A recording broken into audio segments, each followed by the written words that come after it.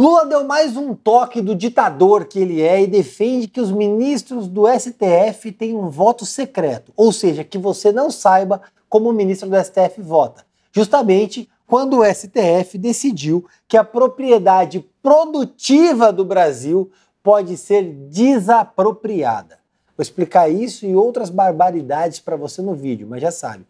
Se inscreve no canal, deixa um like no vídeo e ativa o sininho para receber as notificações. Em resumo, o Lula passou a defender o voto secreto no Supremo. A gente sabe que hoje as pessoas não sabem quem são os 11 jogadores da seleção, mas sabe quem são os ministros do Supremo Tribunal Federal. Um grande sinal de politização da população brasileira e, naturalmente, de muita cobrança da população sobre a corte, que deixou de ser uma corte constitucional, uma corte garantidora da Constituição, dos princípios e valores, mas uma corte política, que muitas e muitas vezes passa a atuar de forma análoga ao legislativo, inclusive usurpando a competência legislativa. Acontece que muitos desses votos, além de ser contrários à lei, são também votos impopulares, que geram cobrança da população em cima dos ministros. E o Lula simplesmente disse o seguinte, abrindo aspas para o Mandrião: a sociedade não precisa saber como vota o ministro do STF. Dá uma olhada no vídeo. Não cabe o presidente da República gostar ou não de uma decisão da Suprema Corte. A Suprema Corte decide, a gente cumpre. Sabe? É assim que é. Eu, aliás, se eu pudesse dar um conselho, é o seguinte: a sociedade não tem que saber como é que vota o ministro da Suprema Corte.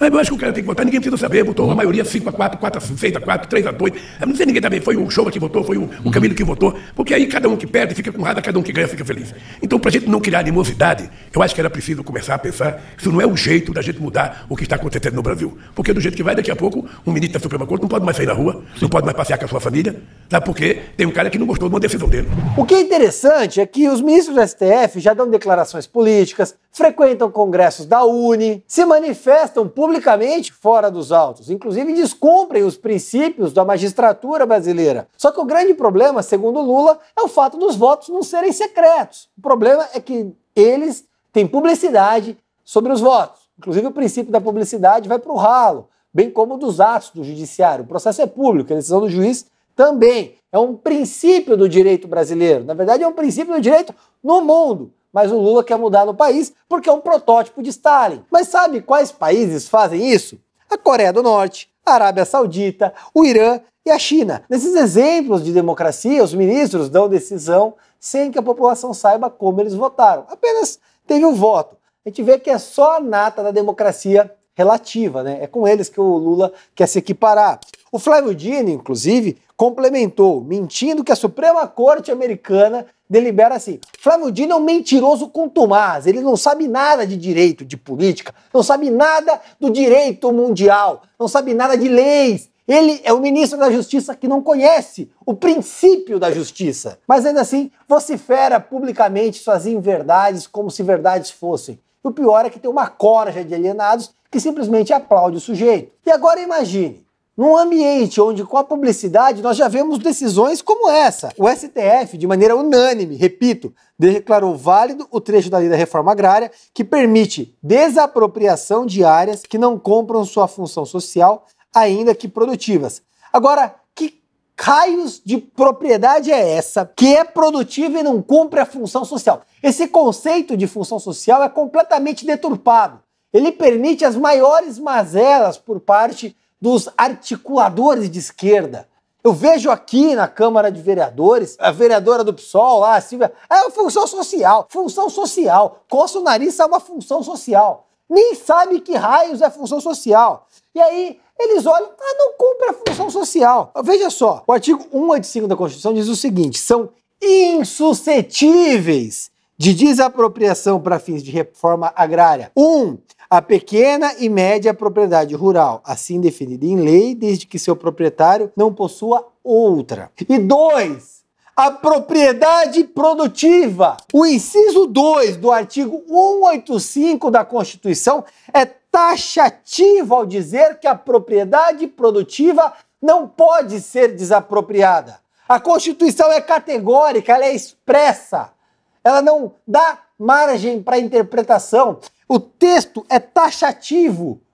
Ele é claro como a luz do sol. Mas ainda assim, o STF reviu o conceito. Segundo o Edson Fachin, outro pensador do direito, não há como afastar a função social para a propriedade produtiva. O escambau, Fachin não entende de leis, não consegue interpretar o artigo 185 e levou a reboque os outros ministros. E aí, complementando, o Fachin ainda diz que a terra deve preencher simultaneamente ser produtiva e função social. Não existe disposição no artigo 185 que diga isso. Não existe um dispositivo constitucional que pregue isso. Ele simplesmente mentiu.